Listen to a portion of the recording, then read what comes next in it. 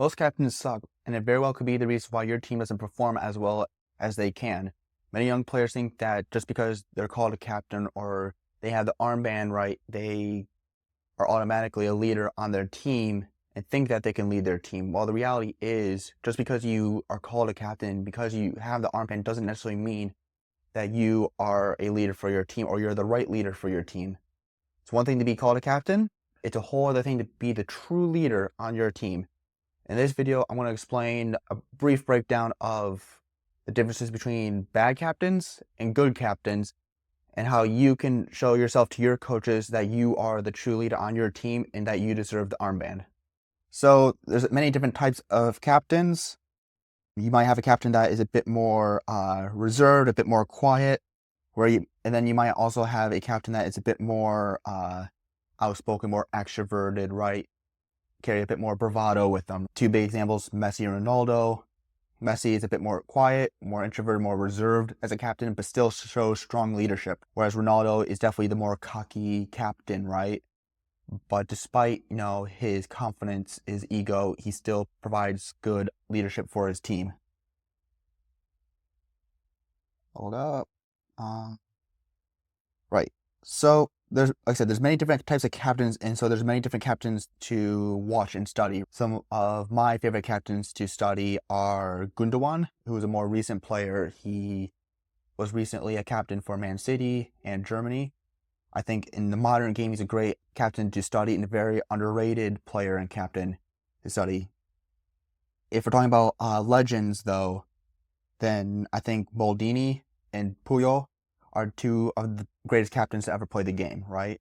And if you watch their leadership and their body language, their communication on the field and their highlights and how they carry themselves on and off the field, it's leadership. That's really what made these sort of players, legends, is they led their teams to victories, to many trophies. And that really is what a captain is supposed to be, the true leader on the team that can guide their team, whether they're facing an easy opponent or a very difficult opponent.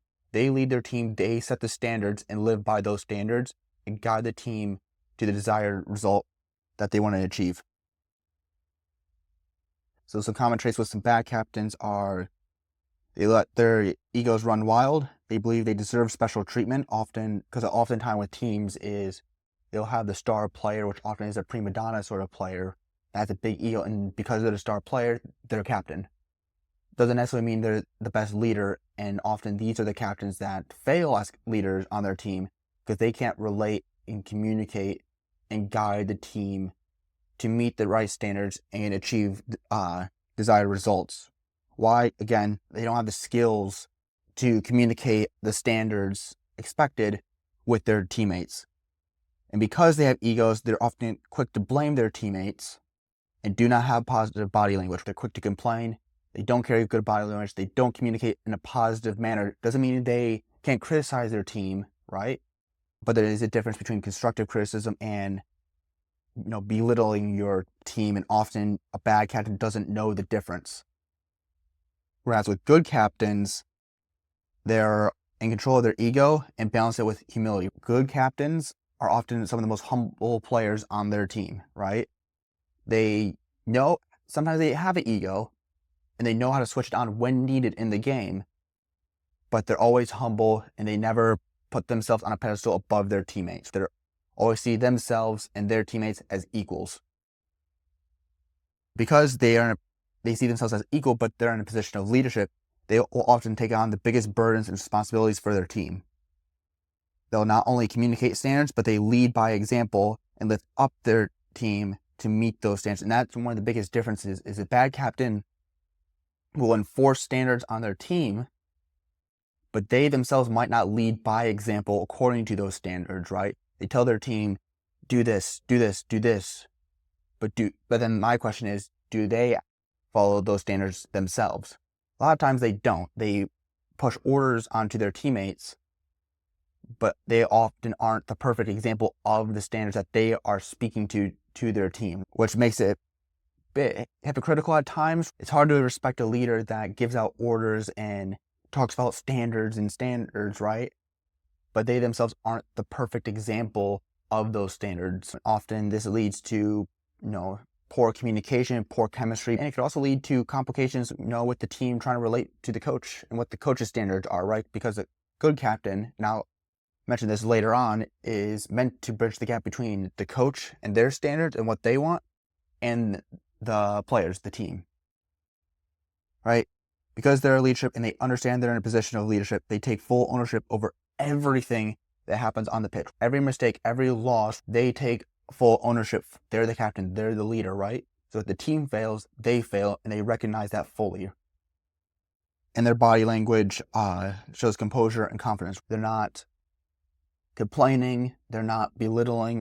Sometimes they might be angry, right? They might be pissed off, but when the team needs it, they can show confidence and composure for the team and keep the team mentally sharp and focused on achieving the win. They don't let their emotions get the best of them, which would only hurt the team. All right, so here's two examples of some players that I think, one of them being a good example of a bad captain, another one being an example of a good captain. I think a bad captain that you can watch right now is Bruno Fernandes at Man United. I think one of the reasons why Man United are struggling is Bruno Fernandes is a poor leader for his team. If you watch him play and you watch his body language and how he communicates, he's often quick to complain and doesn't really uplift his team. He complains to his team. He complains to the coaches, the refs, right? His body language doesn't show humility or confidence. It shows ego and it shows immaturity because he complains about every little thing. Whereas a good captain, they take responsibility, right? They take responsibility for everything, whether they win, whether they lost. When they win, they show praise to their teammates. And when they lose, they are the ones that take responsibility for the loss. And I think a great example of a captain that knows how to control his team and how to communicate effectively is Manuel Neuer. He keeps his team calm and controlled even under pressure, right? And this is a big difference between Fernandes and Neuer. Is Fernandes doesn't keep his team under control because he's complaining and all that. It builds stress and hurts the focus of his team, which often results to a lot of losses for Man United. Whereas Neuer, while he can get be full of energy, right? He can be angry, right? Oftentimes is for good reason, and he knows how to control his emotions effectively in order to best communicate with his team. And oftentimes, he is humble, he is in control, and he knows how to calm his team down and keep them controlled, which often results for a lot of wins for Bayern. I think over the history of the club, he's been a huge reason, and him and his leadership have been pinnacle for why Bayern have been such a dominating force, both domestically and in Europe, as opposed to Manchester United. So again, to elaborate this point, right, a good captain leads by example, right? They don't just talk to their teammates and speak about standards. You got to meet this standard, this standard. They actually show standards, right? They lead by being the example of the standards they want to set, that the coaches want to set for the team. So a big one is when it comes to training, they're always the first ones to show up to the pitch, right? Right? Always the first ones to show up. They're not last. They don't just show up when half the team's there. They're the first ones to show up and to greet every single teammate that enters the locker room before training. They're always the last to leave. Their captains, again, have to lead by example. And a part of that is going above and beyond what the rest of the team does. They have to be the ones that put extra time on the pitch training, extra time in the gym, do the extra hours for match analysis. They always have to go above and beyond what the minimum standard is to raise the bar for the rest of the team. That's why they have to be the first to show up and the last to leave. And then they also help, do small things as well, right? Help put away equipment after training. From my experience, this is a small way to build respect with the coach, is help the staff take care of equipment, take care of the balls, right? The hurdles, any cones, all that is a small way to show that you care and that you are here to put an effort and contribute to the team and to create a good environment for the team in training. All right?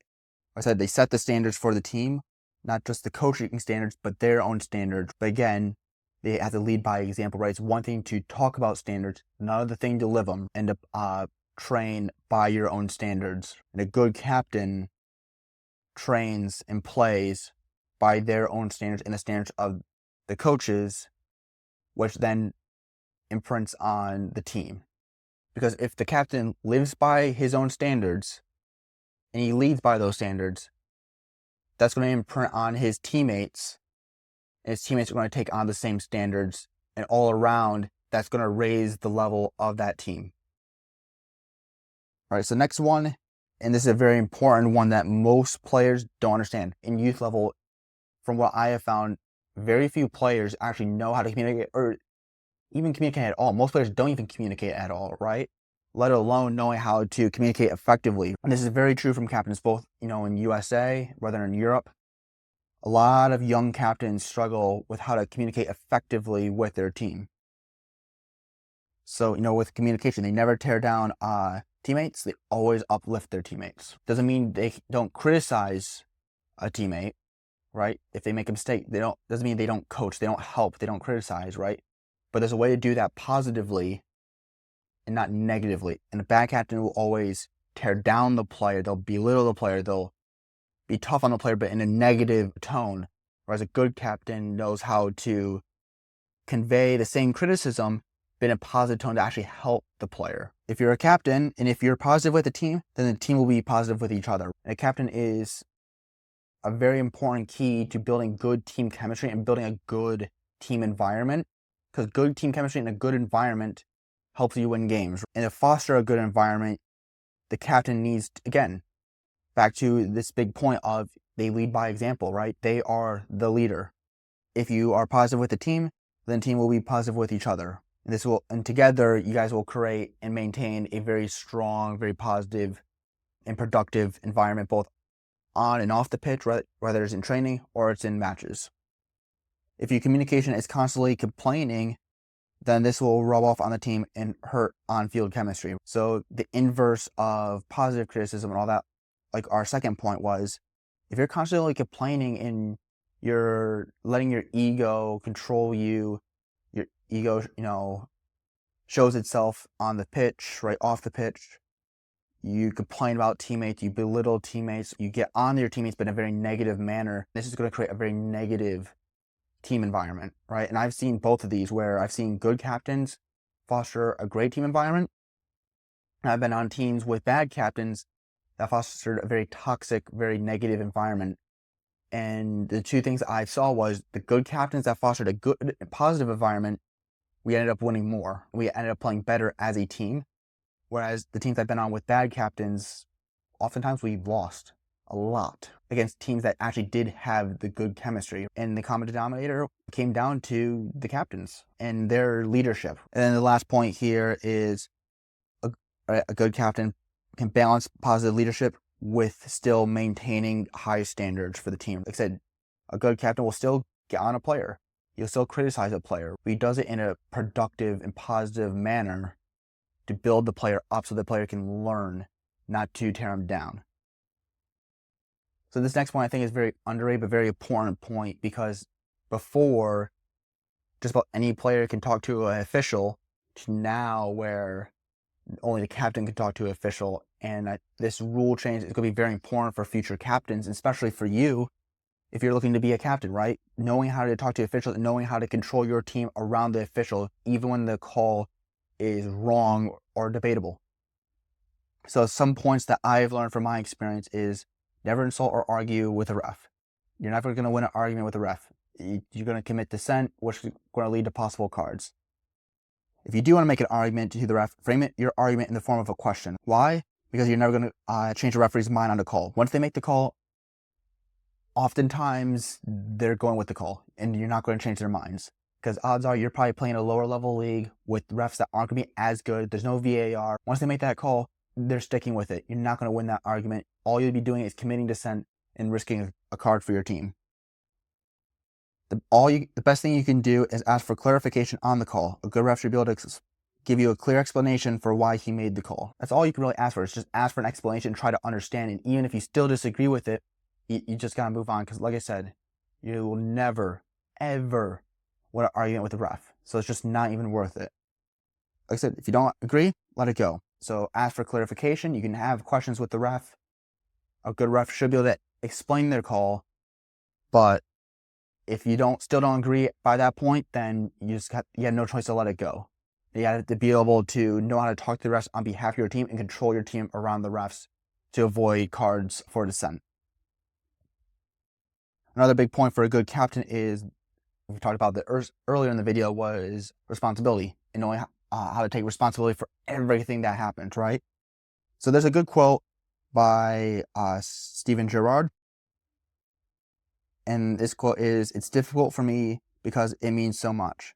I take full responsibility. I have to deal with it. That's football." And this quote is very important because, and I like it because it shows a huge player from back in the day really take ownership for the team and put that loss on his shoulders and take the responsibility on half of his teammates. He can belittle his teammates. He can put the blame on them. But no, he takes responsibility for himself. He takes on that burden, right? And this is a sign of a really good leader. So if we break down this quote, he says, "It's difficult for me because it means so much." Because this was a 2-0 loss to Chelsea back in 2014. He cares about his club, and because it means so much to him, he takes full responsibility. He loves his club so much that he'll take on responsibility for the loss that him and his team had, because he loves the club so much, right? And kind of the last thing he says is, that's football. I mean, that is the truth. You win some, you lose some, but a good captain knows how to praise his team when they win and take on responsibility when they lose. So, with this quote and with Steven Gerrard and his career, there's some good points, take away in terms of responsibility, right? Never blame teammates or coaches. Always look at yourself first. Ask yourself what you can do better. And that's the big thing, is you don't complain about what the team did. You always ask yourself, what can I do better? What can I do that can potentially change the outcome? That's a much better way of thinking than just blaming your teams, right? Take responsibility, figure out what you can do to help the team. And then take full ownership over what happens on the pitch. You'll win the grace of your teammates, which is very important, because if you can win the grace of your teammates, you win their respect. And the way to do that is you have their backs after losses, right? You uplift them after losses. You take on the responsibility for them. If you do this, their respect for you. And a important thing as a captain is to have the respect of your team. Good captains earn the respect of their teammates every single day. Bad captains, they don't care. And because of that, it breeds poor team chemistry, it breeds disrespect, and it leads to more losses. One element of being a captain and being an effective captain is you have to be the bridge between coaches and the team. You have to maintain positive relationships with both coaching staff and teammates, be the mediator between both parties, communicate to coaches the needs of the players, and communicate to players the standards and instructions of the coaches. You manage the relationship between the coaches and the players. So there's always, a bit of a divide between coaching and the staff and players, right? And really the best mediator between them is the captain. They know how to go to the coaches and talk, and they know how to communicate what the coaches expect and what their standards are to the players. They bridge that gap so there can be a good relationship between the coaching staff and the players. Because often players, sometimes they're immature, they don't know better, they don't know how to talk to a coach. The captain usually does. They're a more senior level player, right? A bit more experienced, a bit older. They've played this game for usually a longer time. They know how to talk to the coaches. Because of that, they can be a voice of wisdom for the younger players and help communicate the needs of the players to the coaches and communicate the standards of the coaches to the players and help both come together and foster a good relationship. And so this is my last point here, is control the team through composure. The team reflects the emotions of their captain. If the team is too intense, calm them down. And vice versa, if they are too calm, then raise the level of intensity for your team. Either way, use your own composure to set the tone and mood of the team for what the match needs from you. Because, the intensity of the match, right, often shifts. Sometimes you can have all the momentum, and because of that, you need to capitalize off that momentum and be intense in order to get those goals. But maybe, you're sitting 3-1, right? You can slow it down. So there's really no point if you're up by 2, maybe it's, 65th, 70th minute, right? You don't really need to be intense and try to keep hammering away. That's going to increase risk, which can lead to more overturns, which can lead to conceding goals, right? Instead, calm your team down. They don't have to be so intense at that point in the game. So change your own composure, your own communication to be more calm, to calm the team down so they can focus in on locking down defensively to stop the team from catching up. And again, Neuer, one of my favorite captains, he has this point perfectly, right? So with Neuer, he sets the tone of the team by using calm body language and communicates to his team in a way that calms them down, keeps them calm, keeps them focused, which in certain areas of the game can be very important and is needed, and the captain has to be the one to initiate that. And then sometimes, Neuer will amplify his own energy to amplify the energy and intensity of his own team, right? A lot of times he's calm. He communicates calmly, right? He keeps the team focused and in control. But there's sometimes where he'll get angry or intense with his team. Why? Because he needs to amplify the energy that his team has on the field. Maybe they're down by 1, so now they need to play more intense. They can't be calm and slow. They need to be fast and intense. And it just comes down to understanding what is needed out of your team and what is needed out of you in order to win the game. Right? So like I said, there's many different captains. I was a captain myself for my last year of club. I spent years, studying the captains, playing under good captains, bad captains. And then when I became a captain myself, a lot of these lessons I learned. And while my team wasn't always, didn't always win, because truth is, a lot of times it just comes down to skill gaps between, yourself and opponents. But one thing, my team did have was we always had good communication with each other. We were always, transparent, and we fostered very good team chemistry on and off the field. And like I said, I've been on other teams where I wasn't the captain, someone else was the captain, and sometimes they're good captains, sometimes they're bad, and we just had bad team chemistry, and it led to a lot of losses, right? Captains are very, very important. They're monumental for their teams. Why do you think Argentina won the World Cup? Messi was their captain, and those players fought hard, very hard, for their captain. Why? Because Messi's done so much for Argentina, and those players wanted to help him get that World Cup, right? And get that World Cup for Argentina. Why? Because he was a great leader, right? And he inspired the team. That's how they were able to rise to the occasion and win the World Cup. Germany, when they won, their captain, again, fostered great team environment, great team chemistry.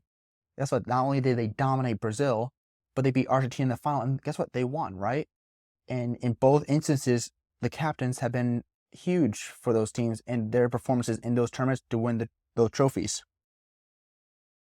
So to close out this video, captains, like I said, are monumental. If you want to be a good captain, these are the lessons that you need to learn and add to your career, to how you carry yourself on the field, right? In your leadership. If you want to be seen as a captain for your next season, you have to show that you are worthy of being the leader, that you can show leadership whether you're a captain or not. Because to be honest, in the in younger age groups, with youth academies, all that, a lot of these captains, they're terrible. They're terrible. So the standards are already low. So if you can take elements from this video and apply them to your career and your leadership on and off the pitch for your team, you're going to be miles ahead of the other captains, and you will show your coaches that you are the right leader, that you can lead your team. Whether you're the captain or not, you are the leader for the team, right? And these are sort of the basic points that you need to have in order to show yourself as the leader for that team.